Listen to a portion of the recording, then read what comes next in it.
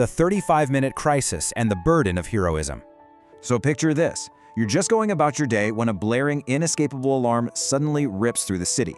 You look up, and the sky itself is literally tearing apart. What do you do when the systems built to protect you suddenly realize they're completely out of their depth? Well, today, we're unpacking a genuinely terrifying scenario. We're looking at overwhelming power, raw survival, and the incredibly heavy, sometimes totally unfair burden of what it actually means to be a hero when the world is quite literally crashing down around your ears. And here's the kicker. They don't have days to prepare. They don't even have a few hours. 35. That is the exact number of minutes the Hero Association has before a dragon-level threat, a colossal civilization-ending giant meteor, wipes Z-City completely off the map. 35 minutes, guys. There is absolutely zero time for some grand calculated strategy here. It's just a breathless, desperate scramble against a ticking clock that's moving way, way too fast. To really wrap your head around the sheer scale of the despair here, you just have to listen to Bang. We're talking about Silverfang, S-Class rank 3, one of the most powerful, battle-hardened martial artists on the entire planet. And his assessment? If it falls, Z-City will be destroyed. This time, there's nothing we can do. I mean, wow.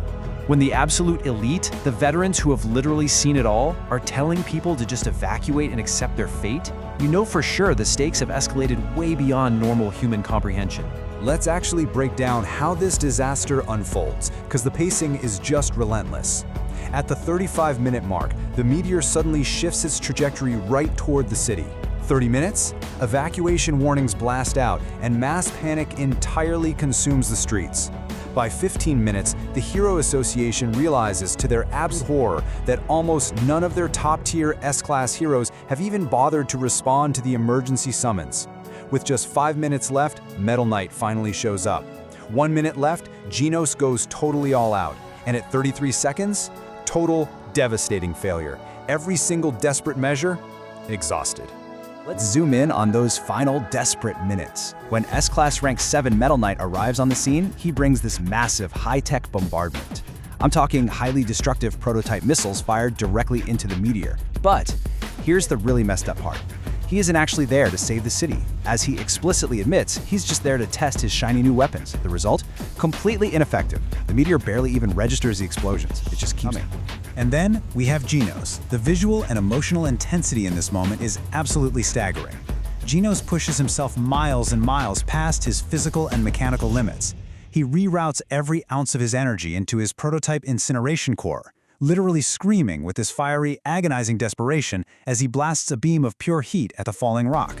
It's a monumental, incredibly exhausting effort, but as his energy completely drains and his core overheats, the horrifying realization sets in. It did nothing. The meteor is still dropping. 33 seconds left. The weapons have failed, the heroes are completely drained, and suddenly, the frantic, deafening chaos of the alarms and the massive explosions gives way to this bizarre, incredibly heavy silence. The sky is burning red, the shadow of the meteor is blanketing the entire city, and there is absolutely nothing left to do but wait for the impact. Now notice the ultimate contrast here. On one side, we see exactly what we've come to expect from our heroes, right? Agonizing effort, sweat, screaming, pushing way past their limits with massive, flashy explosions. But then, stepping right into the fray with just seconds to spare is Saitama. He's completely calm. He's totally silent. He shows this absolute, almost jarring apathy. He's just standing there, completely unfazed by the literal apocalypse hurtling straight toward his head. And to really hammer home how entirely disconnected he is from the sheer panic happening around him, listen to what he says right as he prepares to act. He just casually turns to Genos and goes, "I'll weave my clothes with you." I mean, the guy is walking into an extinction-level event, and his primary concern is making sure his jacket doesn't get dirty. It is such a surreal, absolutely perfect subversion of your typical dramatic hero entrance. And then he jumps. He doesn't charge up some massive energy beam. He doesn't deliver a drawn-out emotional monologue. He literally just punches the meteor. And in a single, perfectly effortless motion, the cinematic climax drops. This dragon-level threat, this colossal chunk of rock that terrified the world's greatest heroes, just shatters into a million pieces. The overwhelming, crushing tension of the entire ordeal is instantly broken by one simple, silent strike. So, the extinction of humanity? Completely averted. The city miraculously survives the primary impact. But the piece? Well, the piece is totally shattered. Because as you can imagine, shattering a meteor of that size directly above a populated area has some serious consequences. The massive fragments rain down on Z City like a giant shotgun blast, completely devastating the infrastructure, flattening entire neighborhoods, and instantly turning a physical disaster into a very different, very real psychological crisis. Now, the post-crisis promotions reveal exactly where the real conflict begins. While Genos and Metal Knight bump up a single spot in the S-Class rankings, Saitama absolutely rockets from C-Class rank 342 all the way up to rank 5. It is an astronomical, practically unheard of jump. And in the Hero Association, which is this highly competitive, fiercely tiered organization, a sudden, inexplicable leap like that doesn't exactly breed respect. No, it breeds deep, vicious jealousy. Enter Tank Top Tiger and Tank Top Black Hole. These two are lower-ranked heroes who see Saitama's sudden promotion not as the miracle it was, but as a personal insult. And rather than, actually fighting monsters, they decide to use the smoking ruins of Z City to publicly crush the rookie who suddenly outranked them. They realize these citizens are incredibly traumatized, and they decide to literally weaponize that trauma. Let's walk through how this escalates, because it happens fast. First, the Tank Top brothers publicly accuse Saitama of causing all the meteor fragment destruction. They expertly manipulate the displaced citizens' profound grief, redirecting all of it into targeted anger. Suddenly, the crowd is blaming Saitama for their lost homes. The mob physically surrounds him, furiously demanding he take responsibility. And it all culminates in this overwhelming, deafening chant echoing through the ruined streets. Quit! Quit! Quit!